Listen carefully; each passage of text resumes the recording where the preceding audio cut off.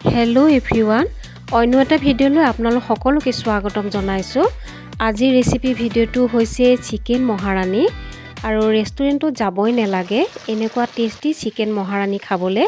আৰু ঘৰতে মই কেনেকৈ বনালোঁ এই ৰেচিপিটো, ব'লক এতিয়া ভিডিঅ'টো আৰম্ভ কৰোঁ। এতিয়া বাউল এটাত 800 গ্ৰাম ব্ৰইলাৰ মাংস লৈ লৈছোঁ। আৰু মাংসখিনি আগতীয়াকৈ ধুই মেলি অলপো পানী নথকাকৈ ল'ব লাগিব। আৰু ইয়াতে জিৰা আৰু ধনিয়া মিক্স কৰি লৈ এচামুচ দি দিলোঁ। আৰু লাল মিৰ্চ পাউডাৰ এচামুচ দিলোঁ, আদা নহৰু পেষ্ট এচামুচ দিলোঁ, নিমখ দি দিলোঁ জোখমতে। আৰু নেমু অকণমান ইয়াতে চেপি ল'ম। আৰু লগতে ইয়াতে দৈ আধা কাপ দি দিম। এতিয়া ব্ৰইলাৰ মাংসখিনি দৈ আৰু মছলাখিনি ভালদৰে লগাই অলপ সময় মিলাই সানি ল'ম। আৰু 30 মিনিটৰ কাৰণে মেৰিনেট হ'বলৈ ঢাকি থৈ দিম।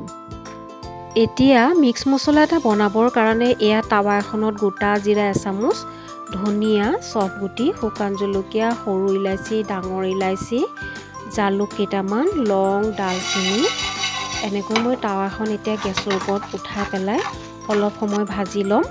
আৰু ঠাণ্ডা হ'লে মিক্সাৰ জাৰত দি দিলোঁ আৰু এতিয়া গ্ৰাইণ্ড কৰি ল'ম। এই মিক্স মছলাটো চিকেনত দিলে ৰেষ্টুৰেণ্টত বনোৱাৰ দৰে টেষ্টি হয়। চিকেন মহাৰাণী বনাবলৈ মেইন ইনগ্ৰিডিয়েণ্টছটোৱে হৈছে দৈ আৰু কাজু, আলমণ্ড, বাদাম, লগতে পিঁয়াজ 5টা, তেজপাত, শুকান জলকীয়া, তৰা মছলা এটা। এতিয়া আলমণ্ড বাদামখিনি মই অলপ সময় তিয়াই থৈ দিছিলোঁ। আৰু মই আলমণ্ড বাদাম 15টা লৈছোঁ, কাজু বাদামো 15টা লৈছোঁ, লগতে আধা কাপ ইয়াতে দৈ দি দিছোঁ। আৰু এতিয়া স্মুথ পেষ্ট এটা বনাই ল'ম।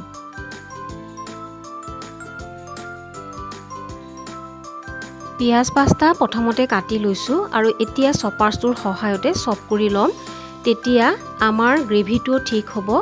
আৰু আপোনালোকে পাৰিলে সৰু সৰুকৈ কাটি ল'বও পাৰে। পিঁয়াজখিনিও চপ কৰি লোৱা হৈ গ'ল আৰু চিকেনখিনিও মেৰিনেট হৈ গ'ল।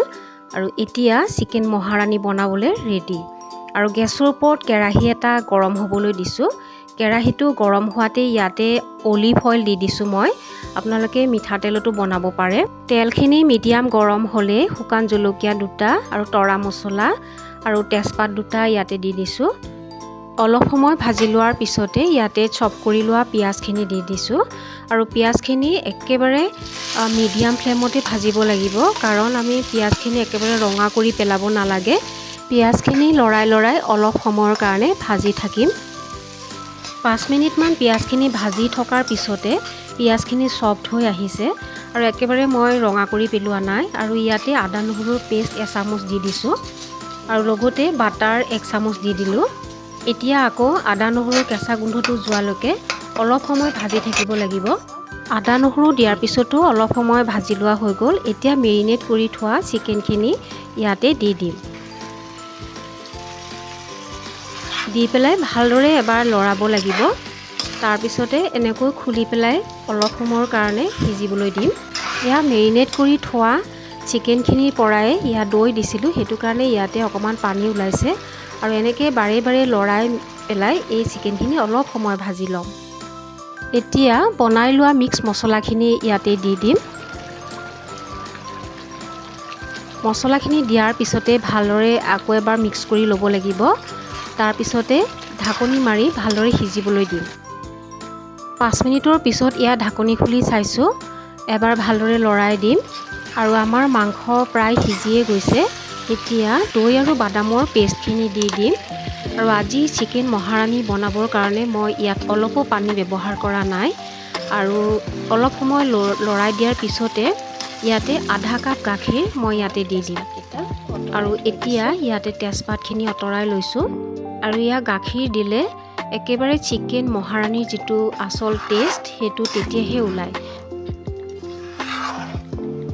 বাদামৰ পেষ্টটো দিয়াৰ পিছত বাৰে বাৰে লৰাই থাকিব লাগিব। ঢাকনি মাৰি এবাৰ সিজিবলৈ দিম।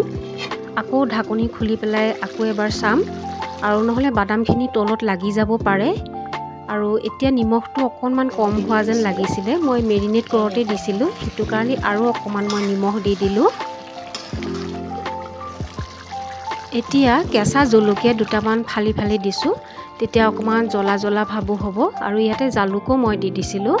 আৰু ইয়াতে কচুৰি মিঠি অকণমান দি দিম ফ্লেভাৰৰ কাৰণে। আৰু ইয়াৰ ৰোষ্ট কৰি থোৱা কচুৰি মেথিয়ে হয়। এবাৰ লৰাই লৈ আকৌ ঢাকনি মাৰি সিজিবলৈ দিওঁ। ইয়াত ঢাকনি খুলি ইয়াতে এতিয়া গৰম মছলা আধা চামুচ দি দিছোঁ। চিকেন মহাৰাণীৰ গ্ৰেভিটো পনীয়া হ'লে খাবলৈ ইমান এটা ভাল নালাগে, গোটা হ'লে খাবলৈ ভাল লাগে আৰু মই গোটাকৈয়ে ৰাখিছোঁ।